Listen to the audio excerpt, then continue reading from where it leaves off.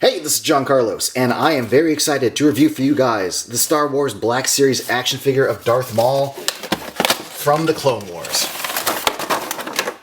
Now, here is a figure I've been wanting Hasbro to make for a very long time. It feels like the 3 3/4 inch scale / vintage collection has been getting Darth Maul in either shirtless or robo leg version several times over the last 15 years or so, but Black Series has yet to, until now, make this version of Darth Maul, or any kind of variant of like robo leg Darth Maul.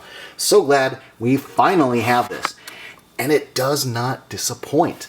The head, what a great head sculpt. Look at the little teeth right there, that snarl, the brow, the intensity of the eyes, the actual horns on his head, if you're holding him, are actually kind of sharp, kind of pointy.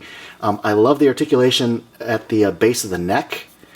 You can get a little bit more of like an evil presence when he just leans forward a bit, so that's nice. Also some good musculature there at the neck where it meets the chest. Paint on the chest is good. The new outfit looks great. Little details on his belt look good. There is like a little hole there for his lightsaber hilt to connect to, but it doesn't really connect very well at all. So that's a bit of a disappointment. Also, the top of the hilt's so long that if you want it to like hang down, it pokes into his ribs. But even when you hang it from the side, it doesn't like stay in very good, so that kind of sucks. But yeah, the actual sculpt and design of his outfit and his tunic looks great. Details, like the paint on it, look great. His Lieutenant Dan magic legs look great. One thing worth noting though, and I had this problem with Ayla Secura too, I've had this with a few Black Series figures lately, is that the legs want to, the feet at the ankles want to like almost lock into like 1 or 2 spots, and getting the figure to like stand in any other spot takes quite a bit of work. It wants to like rotate back into one of those 2 spots. So getting this figure to stand was kind of annoying. Here's a look at his 2 lightsaber hilts. If you're familiar with episode 1, then this hilt right here should look very familiar. Here's a look at the other one. Paint on them is really nice and clean. Texturing on that one's great. You can pull the blade out of the hilt and just have the hilt if you want to, and if you wanted, you can also connect the 2 hilts together. One little nitpick I have with this figure is that the tones of the red on his face and the red on his chest are different.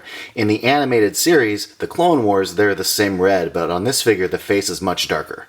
It has been a good long while since we had a new Darth Maul figure. If I'm not mistaken, going all the way back to Wave 1 when this whole Black Series first kicked off. We've had plenty of Lukes and plenty of Hans and plenty of Darth Maul's brothers, but to have this new Maul and to have such a cool version of him, I am very, very, very satisfied. Thanks for watching, everybody. Let me know in the comments below what you think of this figure, and if you want to be up to date with all my latest reviews, go ahead and click subscribe.